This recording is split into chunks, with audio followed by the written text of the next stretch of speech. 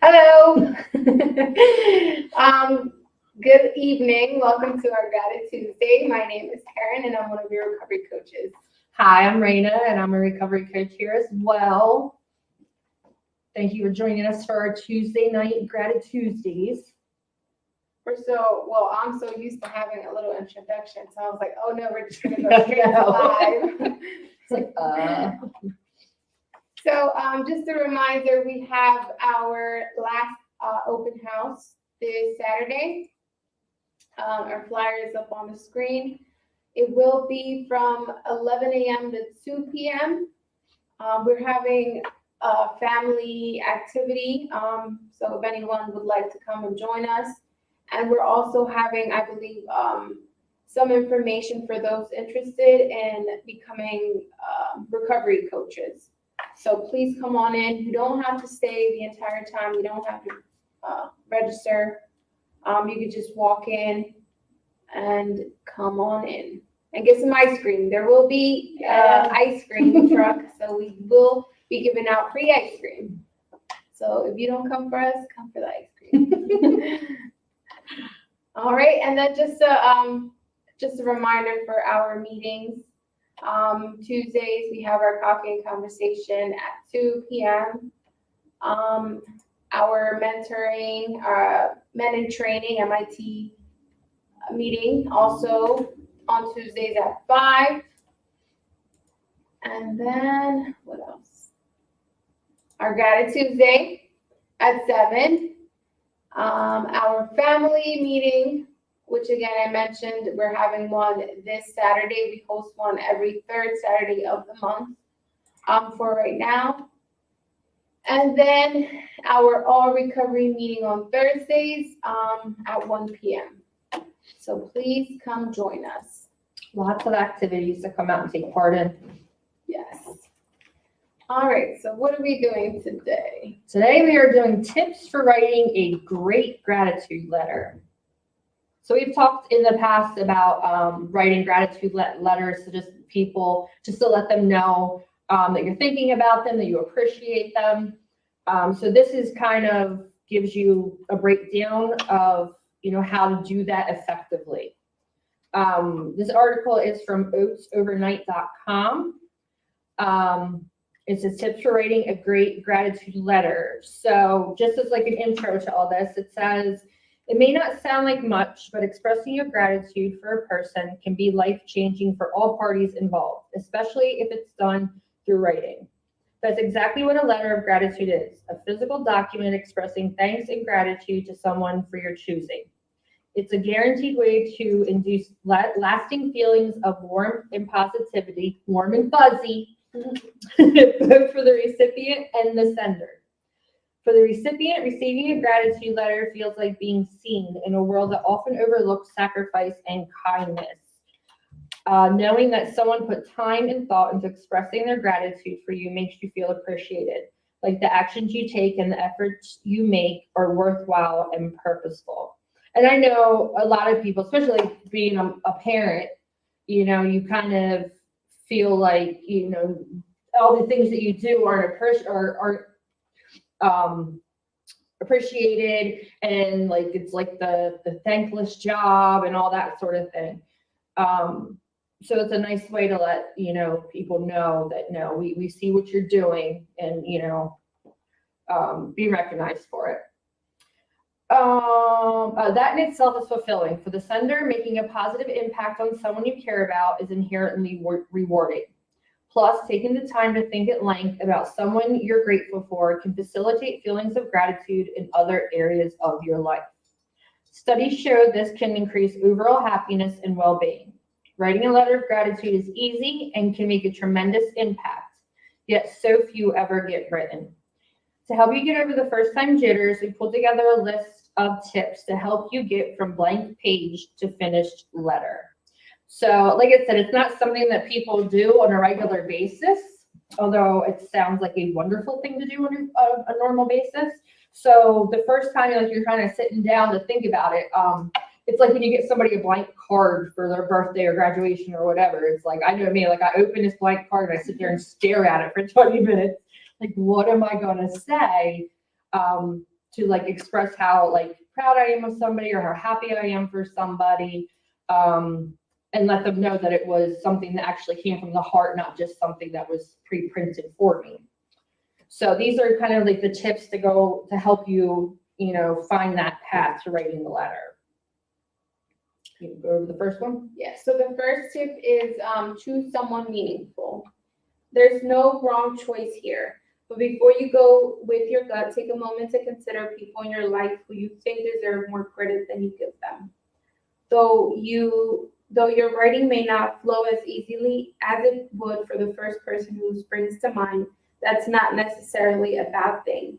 You might surprise yourself with how much you have to be grateful for once you begin reflecting and remembering. Yeah, so finding someone to, direct your gratitude letter to, like it says, there's no wrong choice. Whether it's somebody that has a big impact on your life or somebody who has a very small impact on your life. Like the impact of doing the letter itself is like, it's huge. So the number 2, determine the method of delivery. How you deliver your letter matters. Gratitude can certainly be conveyed through digital messages, but there's really no substitute for a tangible document someone can store away and treasure. We recommend writing the letter by hand because this is going to feel the most personal. But if you like a little more time to pour over the words, typing it up and printing it out works just as well. I think that the handwritten letter goes a long way, being as like the digital age. Like people don't really do that anymore. You know what I mean? You get a text message or an email, and that always feels very impersonal. Or a meme. I mean, yeah, less personal. Even, I believe even like taking the time to mail it out, Mm-hmm. if someone's not expecting a letter or anything really like in the mail, I feel like lately you get a lot of propaganda in the mail. So receiving something meaningful through the mail also has a lot of meaning to it. Yeah, I get like that with Christmas time. For the few people that I know that actually still send Christmas cards, it's like, oh, you know what I mean? It's kind of exciting. Yeah, that's true. And then like, being handwritten, all that stuff, we can go even step further. Like for Mother's Day, Karen did calligraphy for all us moms and wrote little notes. And like it's that personal touch, you know what I mean? To show that like the person's like really paying attention and wants it to be meaningful. Thank you. You're welcome. So number 3 says, think about the person before starting. Before you begin, take some time to reflect on your memories of this person, how they've shaped you or shaped who you've become, and the role they play in your life in the present. Popping open a journal and writing a few ideas down is also a good way to enter into an appreciative mindset. That's kind of nice. Take a little stroll down memory lane while you think about the different things. Yeah. I love to sitting down and talking to people about what we used to do, Mhm. what happened. Number 4 is sit down, write, and overcome feelings of awkwardness. As soon as you begin, you may notice you feel awkward about what you're writing. That's okay. Feelings of awkwardness are the most common obstacle to writing a gratitude letter, and everyone experiences them to some degree. But they're a small obstacle compared to the considerable reward that lies on the other side. Begin by describing your purpose in writing the letter in the first place. After that, return to some of the memories you've already written down or reflected on and go from there. Yeah, and I think like once you start that process, it gets a little bit easier, like once the juices start flowing. Yeah, I think the most common sentence that I think may make the writing of the letter easier is like, I'm writing this letter just to take the time to thank you, Mm-hmm. and then go from there. Yeah, it's a little intro. Number 5, ditch the perfectionist impulse. Oh, this is me. Your recipient won't care much whether you wrote a perfect letter with flawless grammar and finely crafted sentences.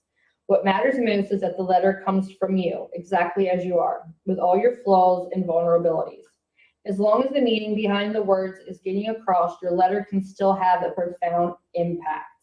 We kind of talked about this before because I'm the person that's like writing a letter and I'm go back proofread it and this makes sense and I'm going to start around and it's like, all right, now you're turning it into something that's really not what it's supposed to be. And I think you had mentioned before, like, you know, even like crossing out a word and then keep going.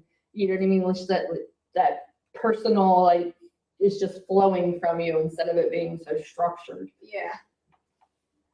So the number 6 is don't dwell on negatives. There's nothing wrong with choosing someone who may have hurt you in the past. But if you do, be wary of the temptation to sneak in jabs and turn the attention back toward yourself. Remain focused on why you're grateful for this person. If you can't avoid mentioning hurtful events, put them in a positive light. In what ways have you grown from them? That's really interesting. Yeah, you definitely don't want your letter to end up having the exact opposite effect on someone.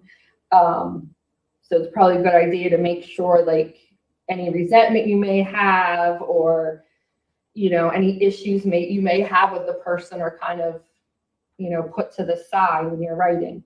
Because the last thing you want to do is mail somebody a letter. It's like, You did this to me. yeah, that's a whole nother letter. So number 7 is be yourself. If you can, avoid sounding overly formal. Try to write as you were having a genuine conversation with this person, using whatever, I hate this word, colloquialisms. Sure. Yeah, there you go. And mannerisms of speech that come naturally to you. The more your true personality shines through, the more genuine it will feel. And it says, P.S. After you've completed and delivered your letter, don't stop there. Continue expressing your gratitude for all you have in life whenever you have the chance. It's a beautiful, fulfilling way to live. So the colloquialisms and mannerisms of speech, it's just how you would normally talk to somebody. You know what I mean? Like, again, it's like trying to keep it from being so formal. So you kind of want to keep focused on, like, you know, because I like to make little jokes or, you know, make this sound better or just whatever your personality is, letting that come through. And I wanted to share, so recently my boyfriend received a letter from his mom. And it was a 3-page letter, but it was nice because the way she wrote the letter was true to herself, because you could hear how she would sound saying certain things. And me and him were laughing, and you know, I was like, oh, you need to write her back so that she also gets, you know, a little bit of what you're thinking. But that was really nice. So yeah, that's awesome. True to yourself. You go a long way. So if you guys would like to come in and join us and work on a gratitude letter to someone that you care about, we are here every Tuesday from 7 to 8, but a little short tonight. Yes, and should I mention about the virtual jar? Sure. So we want to work on a virtual gratitude jar. So hopefully we can do some of that next Tuesday. And we're asking for anyone who would like to participate to just comment down things that you're grateful for, so that we can write it in a Word document and add it, and hopefully, you know, you'll be able to see it in our little virtual jar next time around. Or you can come in and make one with us. Yes. A real life one you can take home. That's even better. Please come. Yes. All right. Well, thank you guys. Hope everyone has a lovely Tuesday.